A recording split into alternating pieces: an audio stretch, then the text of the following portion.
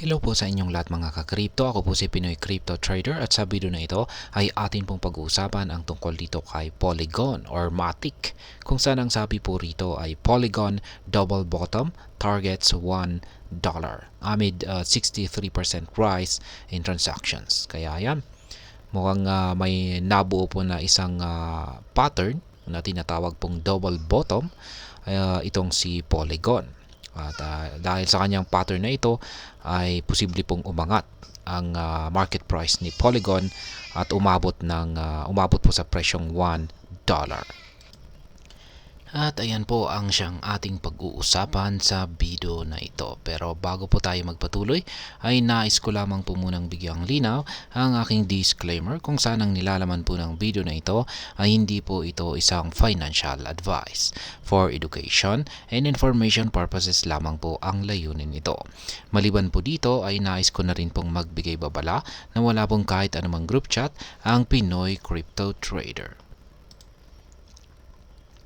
At sa ating pagpapatuloy ay ang sabi po rito ay Polygon or Matic hints at a double bottom reversal from crucial support following an intense correction wave.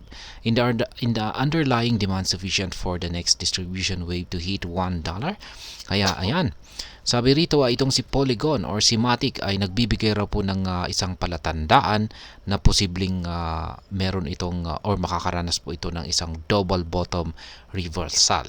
Yan, sa isang napakalagang support line. Parang ibig pong sabihin nito ay tatalbog po siya sa isang mahalagang support line at siya ay magkakaranas ng isang matinding price correction or siya ay makakabangon dito. Siya po ay magre-rebound dito at siya ay aangat.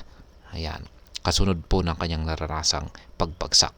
Ngayon ay yung tanong rito ay yung yung kanyang rebound na ito ay sapat nga ba na magdulot ng demand para akyatin niya ang presyong $1.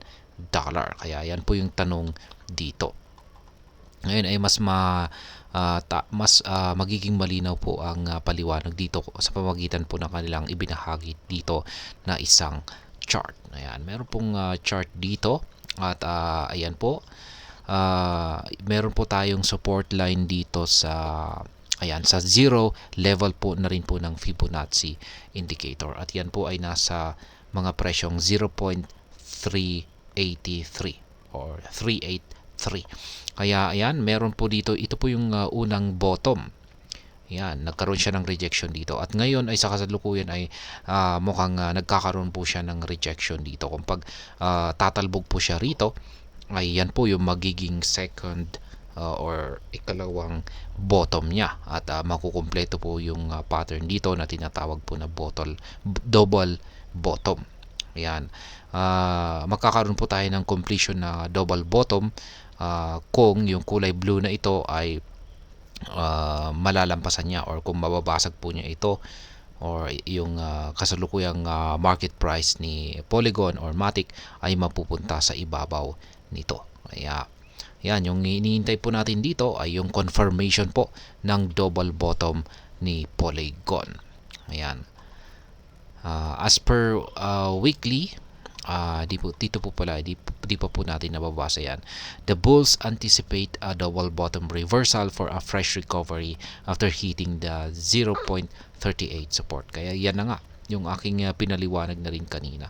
Mabubuo po yung double bottom reversal natin kung magkakaroon po siya ng malinaw na rejection dito sa support line na 0.383. Yan na rin po mismo yung Fibonacci level na 0. As per the weekly RSI, the two dips over the 1-week lag price chart reveal a bullish divergence at play. This increases the chances of a bullish comeback in Polygon. Ayan, mayroon na rin pong isang indicator dito na tinatawag pong RSI. Ito po yung nandito sa ibaba. At base po rito sa RSI ay yung dalawang dips na ito nitong nakalipas po na isang linggo. Base sa chart na ito ay nagpapakita po na meron pong isang bullish divergence na nabuo. Kaya ayan, dahil po sa bullish divergence na ito ay pinapataas po nito yung tsansa na makakaranas ng bullish comeback itong si Polygon. Kung pag sinabi po nating bullish comeback ay ayun, makakabangon po yung kanyang makakabangon po si Polygon ay makakabangon po sa kanyang naranasang pagbagsak at ito ay aangat yan or tataas po yung kanyang presyo at babalikan po niya kung yung presyo kung saan po siya galing bago ito bumagsak. Ayan, Polygon signals bullish momentum with surging network activity. Ayan, maganda na rin po yung signals na ipinapakita ng kanyang network kung saan ay nakakaranas po ito ng surge sa kanyang network activity. According to CryptoQuant, recent on-chain indicators in Polygon reveal a bullish trend with a surge in network activity over the past week.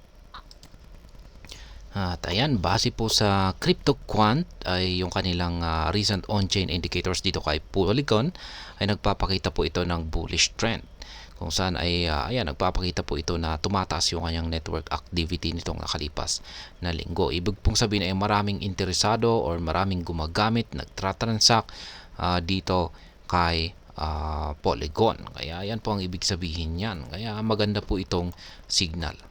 Essentially, the on-chain data reflects massive uptick in Polygon network activity. Kaya yan, sa madaling salita ay yung kanyang on-chain data or datos ay nagpapakita po ito ng